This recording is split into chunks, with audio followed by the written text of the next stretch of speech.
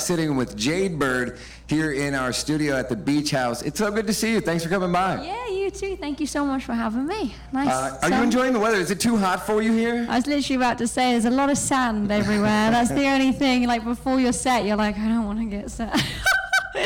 But yeah, no, it's great. You don't have to worry about forgetting your time here on the Gulf Coast because you're going to have some of that sand with you in a couple of months anyway. You're going to start finding it in places that you don't want Shoes. to. But yeah. I mean, trainers are not the one. Get flip-flops. Get flip-flops. Exactly. But baby steps, baby steps. Exactly. Is this your first time here along the Gulf Coast? It is, I think. Yeah, I've never been to Hangout. I remember looking at this festival when I was a kid, and I was like, the dream festivals I'd want to play at. You know, you apply as a kid because no one else will have you. As a kid, yeah, you just made everybody in the room feel really old. No, but like, you know, I was just kind of looking over, and I remember seeing the pictures of this festival and being like, wow, like one day if I ever got to play here, and now I'm here. So it's a very strange thing. Well, we're glad of it, and we certainly appreciate you coming by. We're talking with Jade Bird here in the Beach House this weekend. You're coming up at 4 o'clock, right? Playing at 4 o'clock this afternoon? Mermaid stage, yeah. I don't know what that means, mermaid stage. I don't know, yeah, because there's no pool or anything. Oh, God. We're going to get to the bottom of it. You should find out. You're the one singing up there. Yeah, exactly. That could be a liability. Well, we're certainly glad that you're down here, and of course doing some reading and learning more about you since we've started playing you. Did a lot of traveling, but traveling young too, you know? It's one thing when people set out and say, I'm gonna get out of here, but then home is always home. But at such a young age to move from one place to another, what place do you actually consider home? What feels like home when you get back there? I mean, home is where the heart is. Not to sound cliche, but it really kind of is where my family is because, you know, I've only been in this house. My parents lived in for like 2 or 3 years, and then 2 or 3 years, and then 7 years. So it's like really bitty. So it's not necessarily a place. You know, you often feel at home wherever you're like happy and content and okay with the people you are with, you know? For sure, yeah. I would always feel at home where my kids are. Exactly. Well, here stateside especially, but Lottery was your big breakout song that basically called attention and said, hey, she's here, and then get ready for it. And then we've had a couple other songs since. And I always wonder when artists have these songs that really blow them up, and for a while at least, maybe they step out of it, but they're defined by that song. Would you say that for yourself, though, at the time, that was a song that you said, this represents where I'm at, you know, in my career and stuff? Was it a pivotal song for you yourself? Absolutely, because I wrote the Something American EP before that, and I was very into like blues music and Americana music, and when I wrote Lottery, it felt like I was actually writing about me in a style that was myself and a sound that was myself. And I think that song does represent the start of this album, you know, that I put out. It was just such a personal story and a song and a style, you know, them strange drum beats that we got Matt Johnson to play in the studio. Like, it's just very, very me.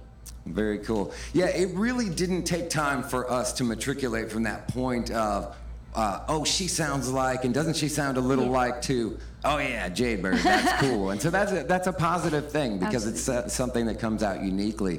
Like I said, we're talking with Jade Bird here in the Beach House as we broadcast live for Hangout Fest 2019. Why don't we let you play a couple of songs and then we'll have, or what were you going to play for us today? Can play All right, sounds good. You went with it.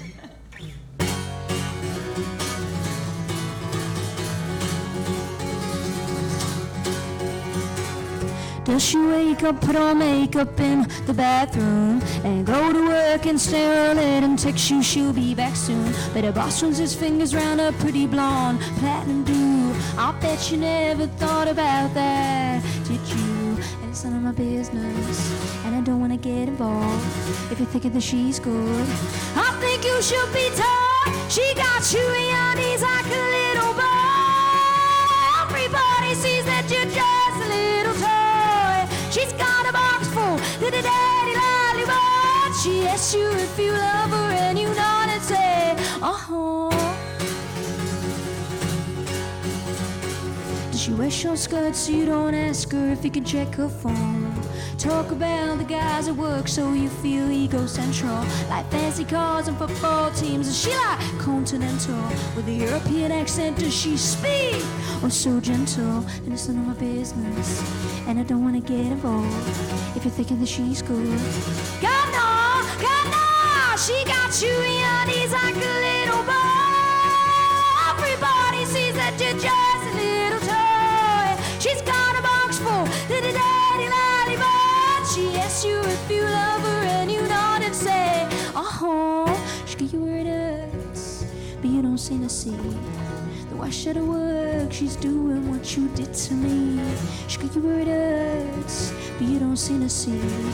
Though I should have work, she's doing what you did to me. She got you in your knees like a little boy. Everybody sees that you're just a little toy. She's got a box full, she asks you if you love her and you nod and say, she asks you if you love her and you nod and say, she asks you if you love her and you nod and say,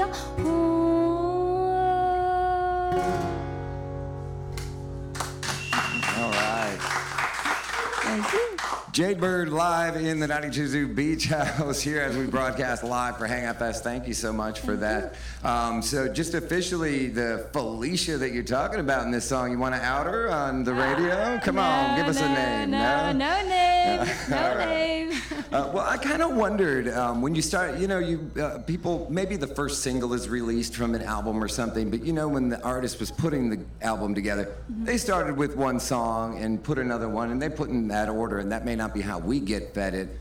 But when you start an album like Ruins with the line, I really don't know who I think I am, is that a root of what we were talking about in the bass that you had and the moving around, or is that a commentary about pretty much the whirlwind that you've been in over the last year or two? I think it's about being 21, and the albums that I often connect with are like exploring who they are, and especially as a young female, like I really look up to Alanis Morissette and Tori Amos, and I think when you listen to them, you really get an idea of the conflict and contradictions in their head about who they are. Because one minute you wake up and you're like, I've got this, this is all great, and then the next minute you wake up and you just feel so insecure and like have this inability to have confidence in yourself. And so I think Ruins is kind of about that, how one minute everything is just perfect and the next is in ruins. That was the kind of thing I was going for, because that's how you feel sometimes. Yeah. For sure. I would say that you and some of Alanis Morissette's earlier stuff have that in common, where you hear it and you're like, man, I wish I would have said that.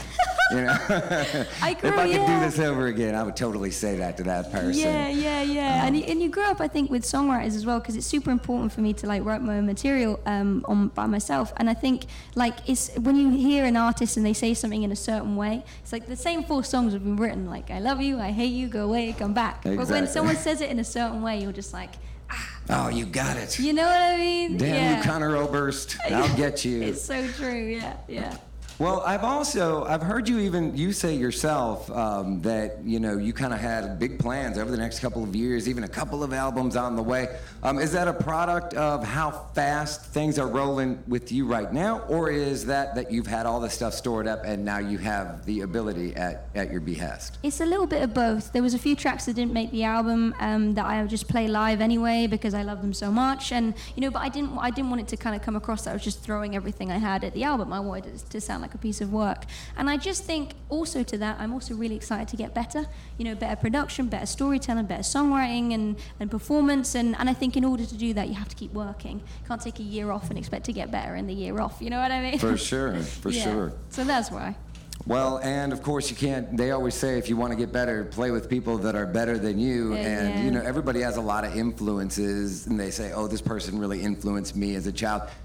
Is there one, though, other than your influences as far as what you love to hear, was there an artist that you would say was the artist that made you say, this is what I want to do? An artist that made you want to sing and express yourself that way? It's really interesting because it does change. When I was younger, I used to think Johnny Cash was the coolest thing, and then it was Alanis, and then it was Patti Smith, and now it's Tori Amos. I always watch Tori Amos and hear her speak and listen to her lyrics, and I'm like, there's a freedom, like an explicit freedom that I feel like is so inspiring for me. To be able to say what you want to say and not feel like confined by a hook or by what you meant to say or something like that. So it is Tori right now, but it does change.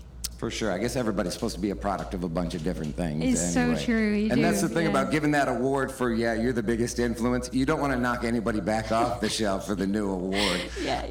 Talking with Jade Bird here in the Beach House. We're really certainly glad that you came by and saw us. I was thinking a little bit about the fact that you said you hadn't been right down here on the Gulf Coast, but with your love of the acoustic, whether, the acoustic rock or more to the altar, indie side or folk music, you tend to have this love of acoustic. Yeah. I imagine you had to have had a good time last year when you got to spend a little time in Austin and Fort Worth and that whole burgeoning scene down there, you know? Yeah, there's a couple of places I feel so at home at, and one of it's, like you said, is Austin. And Salt Lake for some reason. I remember when I was touring around there, them places just seem to really get me straight off the bat. But I kind of play an acoustic, a little bit like an electric. I always get told I'm like hammering on it so hard that it breaks strings and stuff. So maybe the electric's coming. Who knows? Who knows? All right. Well, we're looking forward to it. Maybe on one of those albums that are on the way in a little bit. Well, thank you so much for coming by, and we're looking forward to seeing you on the stage and looking forward to see what you've got next down the way. Can't wait. Thank you so much for having me.